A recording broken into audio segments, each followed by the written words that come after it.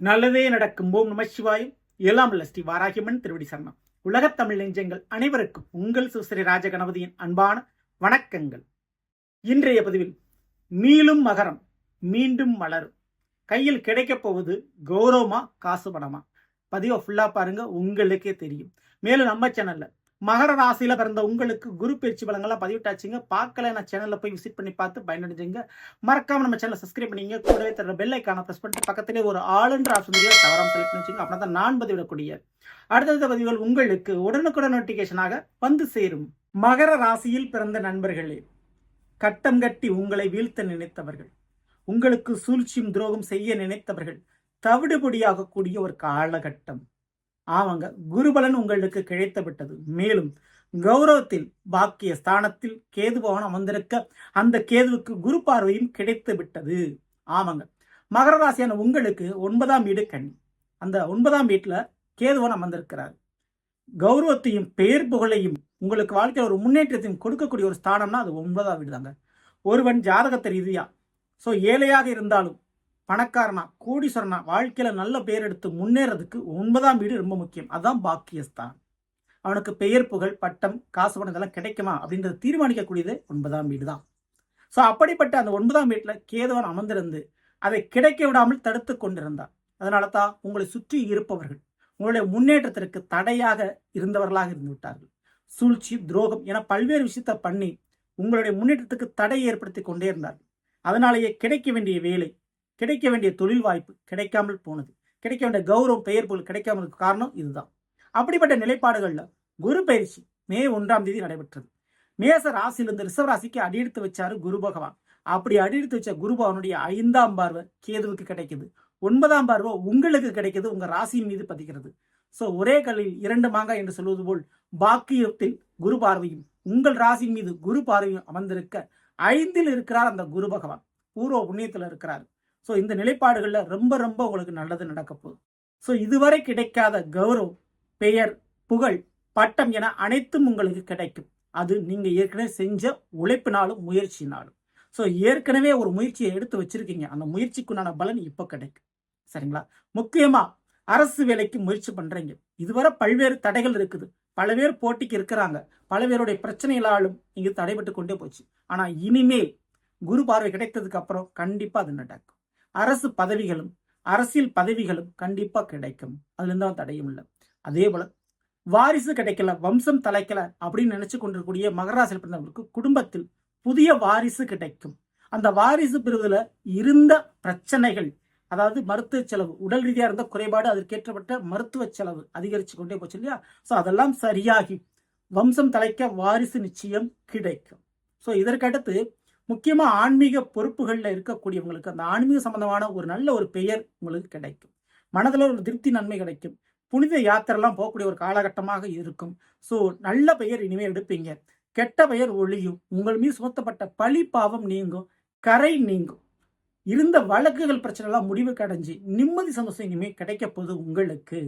So எப்படி வாழ்ந்து நீங்க இனிமே இப்படியும் வாழ முடியுன்ற மாதிரி காட்டுவீங்க. ஸோ வாழ்க்கையில ரொம்ப கஷ்டப்பட்டு உச்சத்துல இருந்த நீங்க தரையிறங்கி கீழே வந்திருப்பீங்க இல்லையா? மீண்டும் அந்த உச்சத்தை தொடக்கூடிய ஒரு காலகட்டம் இதுவாக இருக்க போதும். அதனால நீங்க கவலைப்படாம இருக்கலாம். மேலும் இந்த உதாரணத்துல குருபகவான் கொடுக்கக்கூடிய அதிர்ஷ்ட வாய்ப்புகளை நீங்க பயன்படுத்திங்க. கேதுவோட தொடர்போடு இருந்து அந்த வாய்ப்பை உங்களுக்கு கொடுக்கிறார். குரு கேது இணைவு தொடர்பு என்பது மகராசியில் பிறந்தவங்களுக்கு எந்த மாதிரியான அதிர்ஷ்ட வாய்ப்புகள், குறிப்பா 5 விஷயத்துல குரு கேது இணைஞ்சா தனக்காரகனும் ஞானக்காரனும் இணையறாங்க. அப்போ முதல்ல பேங்க் சம்பந்தமான துறை, நீதித்துறை, அதாவது குறிப்பா ஆடிட்டிங் அக்கௌண்ட்ஸ் சம்பந்தமான டிபார்ட்மெண்ட்ல வேலை பார்க்கக்கூடியவங்க, பிகாம் எம்காம் படிச்சவங்க, ஸோ இந்த ஃபீல்ட்ல இருக்கக்கூடியவங்களுக்கு, பணம் சம்பந்தமான கணக்கு வழக்கு பேங்க் டிபார்ட்மெண்ட்ல இருக்கக்கூடியவங்களுக்கு, ஆடிட்டரா இருக்கக்கூடியவங்களுக்கு, இவங்களுக்கெல்லாம் நல்ல ஒரு காலகட்டம். ஸோ இந்த ஒரு காலகட்டத்தை நீங்க பயன்படுத்திக்கணும். உங்களுக்கு கண்டிப்பா உயர்ந்த பதவி உண்டு. 2வது குரு கேது இணைவு. குரு என்பவர் நல்லா விவசாயத்திற்கும் உணவுக்கும் காரகம் வைக்கக்கூடிய ஒரு கிரகம்.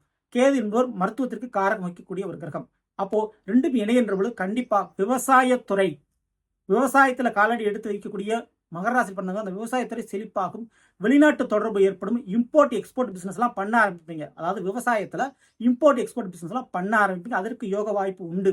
இதே போல பூக்கள் சம்பந்தமான வியாபாரம் நல்ல அமோகம் நடக்கும். அதே போல பால்வளம், ஆடு மாடு கோழி வளர்ப்பு, பால்வளம் சம்பந்தமான தொழில் கண்டிப்பாக அந்த தொழில் அமோகமாக நடக்கும்.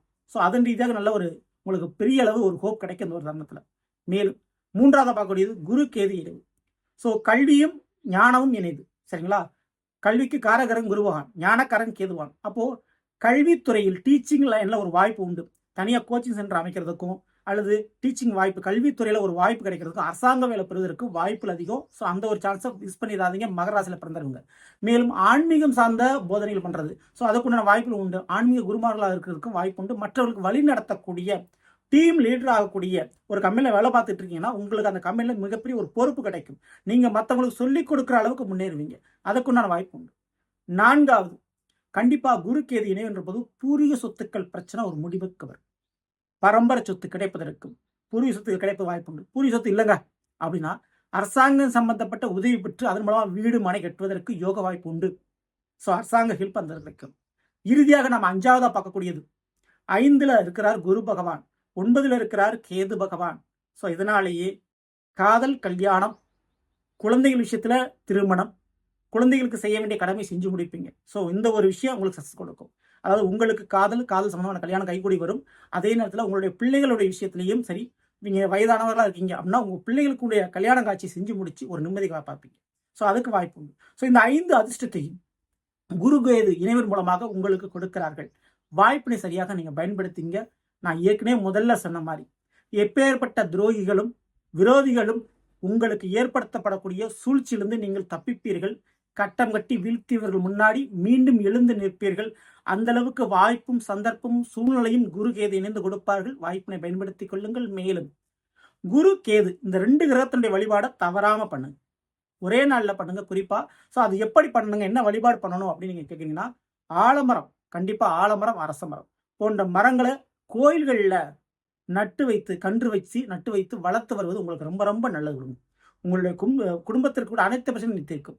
ஸோ கோயில்களில் அல்லது ஏரி குளங்களுக்கு ஓரமாகவோ ஆலமரம், அரச மரம் கண்ணு நட்டு வச்சு வளங்க. அது ரொம்ப ரொம்ப உங்களுக்கு புண்ணியத்தை கொடுக்கும். ஸோ அந்த ஒரு வழிபாடை தவறாமல் நீங்கள் பண்ணீங்க. மிகப்பெரிய லாபமும் வெற்றியும் சந்தோஷமும் மகிழ்ச்சியும் உங்கள் இல்லத்தில் நிச்சயம் பெருகும். ஸோ நல்லது, நாம் இன்றைய பதில் மகர ராசியில் பிறந்தவர்களுக்குரிய பலனை பற்றி பார்த்தது நிச்சயமா உங்களுக்கு பயனுள்ள பதிவாக நினைக்கிறேன். பிடிச்சிருந்த லைக் பண்ணுங்க. மேலும் உங்கள் நண்பர்களுக்கும் உறவினர்களுக்கும் இந்த மறக்காமல் ஷேர் செய்யுங்கள். இதுவரை நம்மளுடைய சேனல் சப்ஸ்கிரைப் பண்ணாமல் இருக்கிறவங்க சப்ஸ்கிரைப் பண்ணிங்க. கூட தர பெல்லைக்கான பிரஸ் பண்ணிட்டு பக்கத்தில் ஒரு ஆளுன்ற ஆப்ஷன் தெரியும், அதை தவறாமல் செலக்ட் பண்ணி வச்சுங்க. மேலும் அடுத்து சந்திப்போம். நன்றி, வணக்கம். நல்லதே நடக்கும். ஓம் நம சிவாயம். எல்லாம் ஸ்ரீ வாராகியம்மன் திருவடி சரணம்.